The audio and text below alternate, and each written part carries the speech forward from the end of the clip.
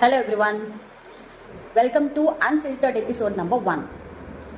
ఈరోజు నేను చాలా జనరలైజ్ టాపిక్ మాట్లాడతాను. మీ అందరికీ తెలిసే ఉంటుంది, మీరు కూడా ఇలాంటి సిచ్యువేషన్ని ఫేస్ చేసే ఉంటారు.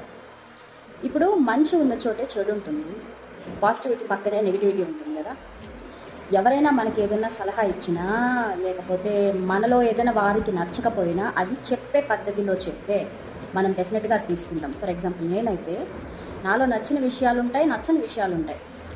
నాకు చెప్పేవారు చెప్పే పద్ధతిలో చెప్తే, అంటే పాజిటివ్గా చెప్తే డెఫినెట్గా రిసీవ్ చేసుకుంటాను.